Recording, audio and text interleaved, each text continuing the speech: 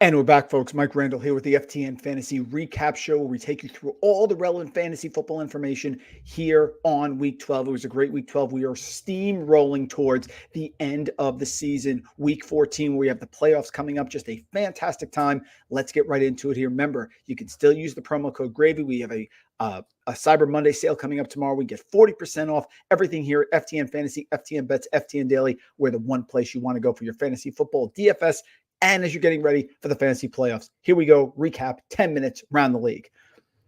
First up, New Orleans loses to Atlanta 24-15. Guys, the Saints are not good. I have said that all year long. Dennis Allen, Derek Carr, the belief in them is ridiculous.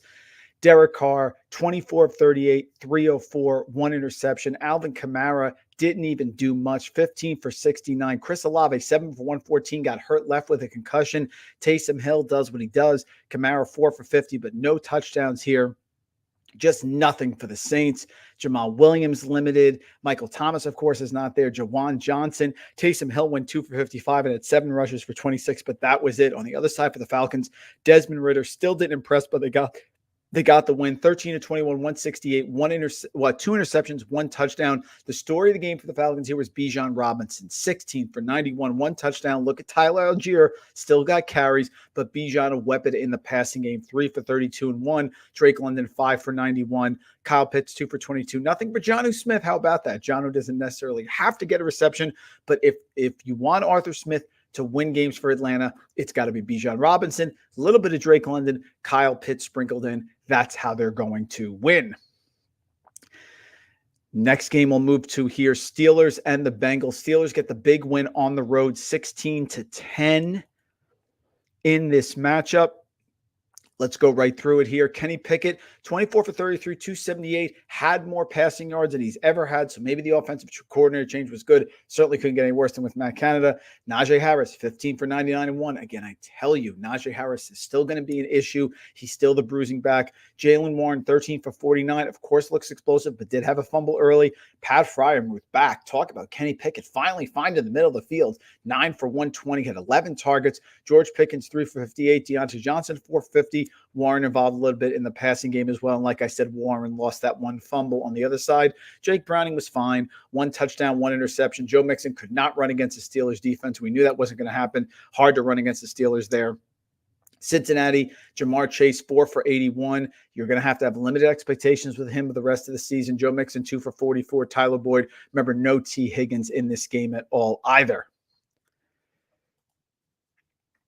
Next game we'll go to here. Titans get the win, get the job done. If you had survival pools and you had Tennessee, they got through it. Will Levis, 18 for 28, 185. Not real encouraging that he couldn't do much in the passing game against the Carolina defense, but it is what it is. Derrick Henry, 18 for 76, 2 touchdowns early. DeAndre Hopkins, just 3 for 49. Chigo Kongwu, there was a Chigo Kongwu sighting, one of the most popular late-round tight ends early in fantasy, 4 for 45. That was it. On the other side here for Carolina, not much. Bryce Young still can't throw downfield, 18 for 31, 194. Chuba Hubbard got in. Miles Sanders been a disaster. Jonathan Mingo, maybe you can get some Jonathan Mingo going if you have it at Best Ball Mania. Have some Best Ball teams with Jonathan Mingo. He can get going. That was it. By the way, Adam Thielen, side of a milk carton, 1 for 2. He has been terrible the last few weeks.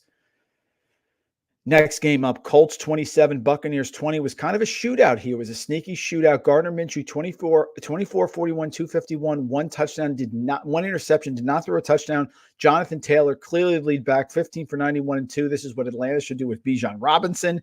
Zach Moss came in, did a little bit as well. Gardner Minshew ran one in. Michael Pittman does what Michael Pittman does. When Gardner Minshew, a pocket passer, is there, he always produces. He produced with Matt Ryan. He's going to produce with Gardner Minshew. 13 targets, 10 for 107. Downs had 13 targets also. Could have had a big game. Only 5 for 43. Mo Alley Cox, a big 30-yard reception. Alec Pierce falling behind Josh Downs now that he is back. Baker Mayfield, 20 of 30, 199, 2 touchdowns, 1 interception. He did leave the game with an injury. That's why you saw Kyle Trask there for a pass, but came back in. Rashad White, probably his most efficient game of the season, 15 for 100. Finally got 100 yards there. Mike Evans, 2 touchdowns. Chris Godwin, 3 for 45. Cade Otton does what he does as well. Next game up here, Giants and the Patriots. How about Tommy DeVito beating Bill Belichick? Huh? This killed people in survival pools.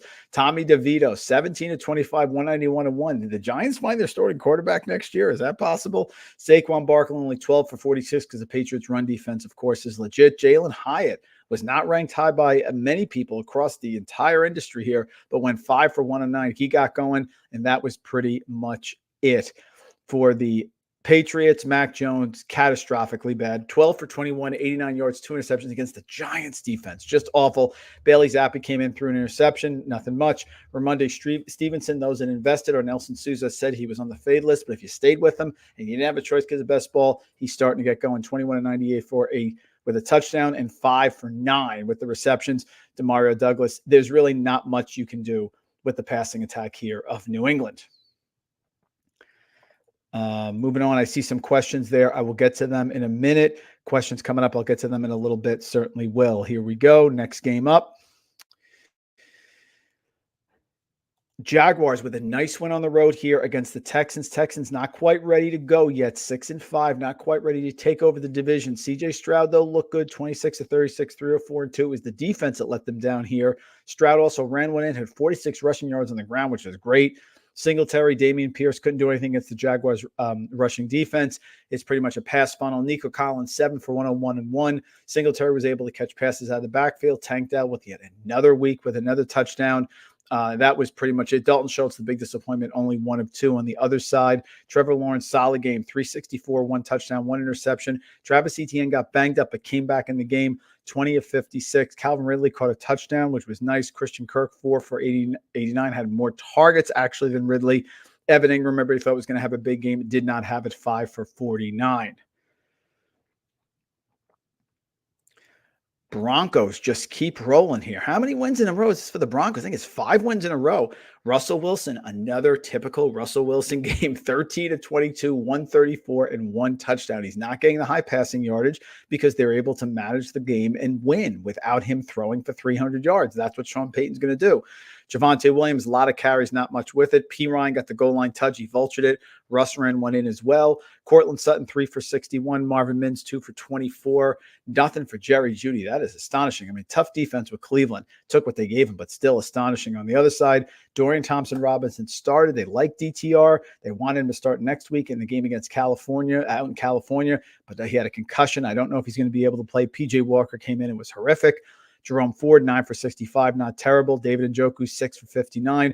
You have Amari Cooper, good luck. This is not going to be a great situation for Amari Cooper. You expected Deshaun Watson. Now you're dealing with PJ Walker. But it looks like Njoku's value could continue. And Elijah Moore, boy, we heard all that talk in the preseason about how Elijah Moore is going to be used. Hasn't been used that much at all.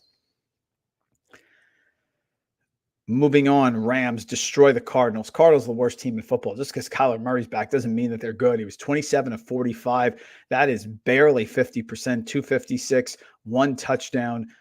James Conner couldn't get anything going against the Rams.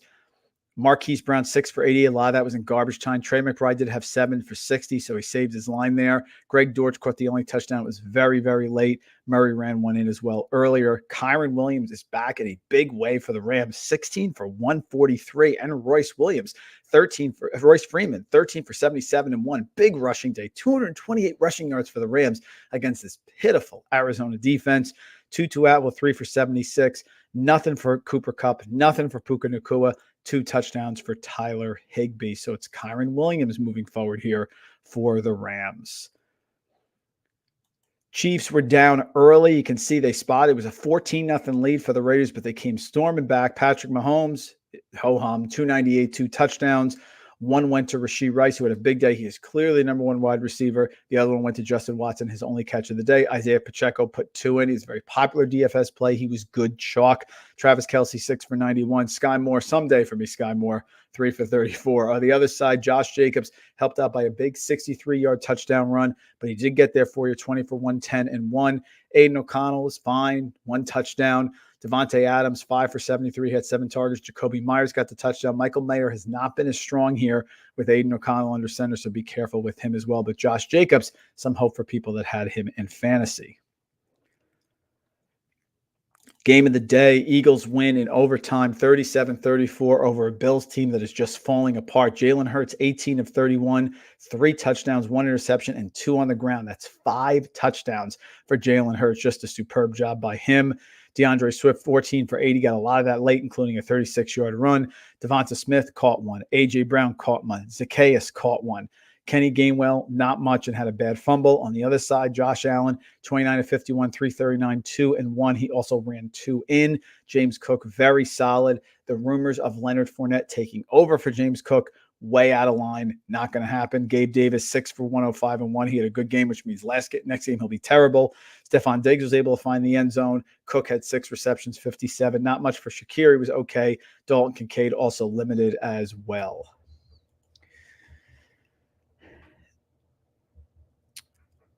And nightcap here, Ravens and Chargers. Ravens 20, Chargers 10.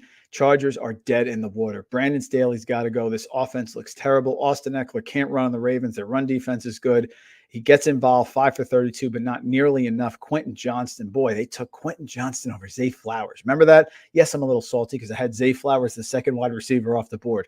But what a disaster that was. Keenan Allen, 14 of 106, 16 targets. Justin Herbert, 29 of 44, 217, 1 and 1. On the other side, Lamar Jackson, 11 for 39. He fell short of his rushing yards prop. That's the only disappointing part of the night. Keaton Mitchell looks fantastic. Gus Bus is going to be mixed in. You got to lower expectations because Mitchell is going to be a major part of this team moving forward. Likely stepped in for Andrews and actually led the team in receptions. Zay Flowers, 5 for 25 and caught one, but the big one was Zay Flowers running one in from 37 yards with about a minute and a half left in this game. I'll get to your questions here. You know, the Thanksgiving games. I don't know if I should go after Jalen Warren, James Conner, or Javonte Williams in an RB2 over Mixon. I would say Javonte Williams in that one. I know Jalen Warren's been great, but here's the problem. Najee Harris is going nowhere. He's not going to get the goal line touches. James Conner's been really solid, but the problem is he was hurt. He came back, and this team does not look good. And if they have negative game script, as you saw today, he's not going to be on the field. RB2 over Mixon. I would go Javonte Williams. He looks good. Today was a tough matchup with the Browns, but he's a major part of this team in the rushing and receiving game. He should get goal line touches, not Samaje P. Ryan. That would be my choice there. Trevor, good to see you, buddy. Puka only 6 points somehow today, shaking my head. Yeah, what happened is you got game scripted.